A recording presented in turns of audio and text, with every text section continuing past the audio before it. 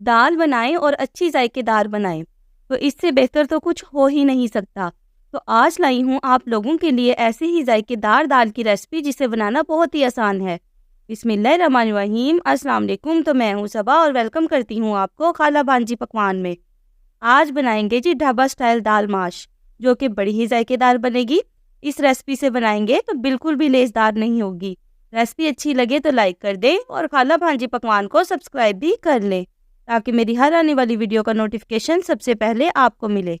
तो चले फिर जल्दी से ये रेसिपी बनाना स्टार्ट कर लेते हैं। माश की मज़ेदार सी दाल बनाने के लिए 500 ग्राम दाल लेंगे। अच्छे से साफ करके अच्छी तरह धो लेंगे और 1 घंटे के लिए भिगो देंगे। बिल्कुल भी लेसदार नहीं बनेगी और जो लोग नहीं खाते वो भी शौक से खाएंगे इंशाल्लाह। बिस्मिल्लाहिर्रहमानिर्रहीम। एक कढ़ाई में दाल डाल देंगे। बर्तन को अच्छी तरह साफ कर लेंगे ताकि कुछ भी वेस्ट ना हो।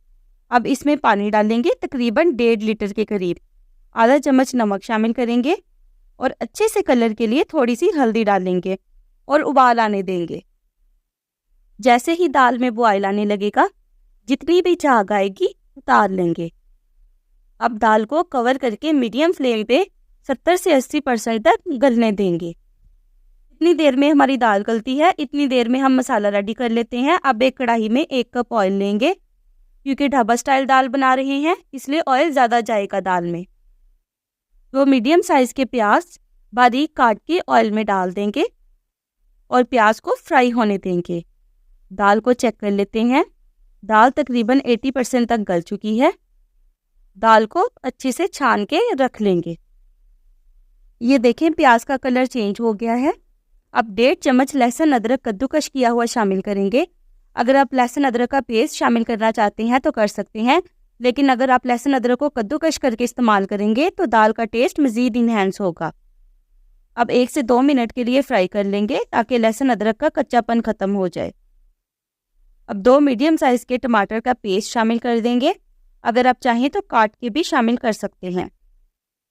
से 3 मिनट टमाटर को पका लेने के बाद स्पाइसेस शामिल करेंगे। 1 चम्मच सुरख मिर्च पाउडर, 1 चम्मच धनिया पाउडर, आधी से कम चम्मच हल्दी और आधी चम्मच नमक शामिल करेंगे।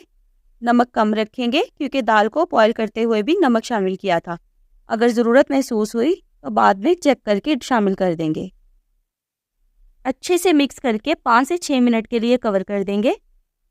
5 मिनट के बाद ये देखें मसाला अच्छे से भुन रहा है और ऑयल भी सेपरेट हो रहा है। अब अच्छी सी मसाले की भुनाई कर लेते हैं। आपने मसाले की भुनाई पर कंप्रोमाइज़ बिल्कुल नहीं करना। जितनी अच्छी मसाले की भुनाई होगी उतनी अच्छी दाल बनेगी। अब कुछ और स्पाइसेस ऐड कर लेते हैं। 1 चम्मच भुना कूटा हुआ ज़ीरा, आधी चम्मच काली मिर्च पाउडर, 1 चम्मच खुशबूदार सा गरम मसाला पाउडर और अच्छे से 3 से 4 मिनट के लिए भुनाई कर लेंगे। हमारा मसाला अच्छा सा दानेदार रेडी हो गया है। इसमें आप बॉईल की हुई दाल डालेंगे। दाल में थोड़ा सा पानी रख दिया था जो बॉईल किया हुआ था। दाल को डाल के अच्छे से मिक्स कर लेंगे। खिली खिली दाल बनेगी। कुछ लोग कहते हैं माश की दाल लेसदार बनती है, ऑयल भी नहीं आता। इस रेसिपी से आंखें बंद करके बनाएं। दाल में हाफ ग्लास से भी कम पानी इसीलिए रखा था क्योंकि दाल 20% तक और गलेगी। अभी बिल्कुल लो फ्लेम पे 10 मिनट के लिए दम पे लगा देंगे कि दाल में जो कसर रह गई है वो दम में पूरी हो जाए। 10 मिनट के बाद दाल को चेक कर लेते हैं। माशाल्लाह कैसे खिली खिली दाल बनी है। अगर आप थोड़ी ग्रेवी रखना चाहते हैं तो रख सकते हैं। ये देखें दाल मक्खन मलाई की तरह सॉफ्ट भी हो गई है। अब दाल में मज़ीद लवासमात शामिल करेंगे। नमक को एक बार चेक कर लीजिएगा। 1 चम्मच कसूरी मेथी, जो ढाबा स्टाइल दाल माश की जान है, हाथों से मसल के डाल देंगे। 6 से 7 बारीक कटी हुई सब्ज़ मिर्चें और खूब सारा सब्ज़ धनिया और अदरक बारीक कटा हुआ शामिल कर देंगे।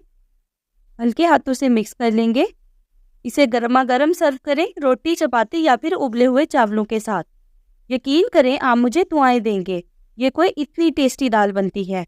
मज़ेदार सी इस दाल को आपने एक दफ़ा तो ज़रूर ट्राई करना है और अपना फीडबैक भी ज़रूर देना है। रेसिपी अच्छी लगी हो तो लाइक कर दें और खाला भांजी पकवान को सब्सक्राइब भी कर लें। फ्रेंड्स और फैमिली में शेयर भी कर दीजिएगा। अपना बहुत सारा ख्याल रखिएगा। दुआओं में याद रखिएगा। सबा को दीजिए इजाज़त। टिल देन, अल्लाह निगहबान।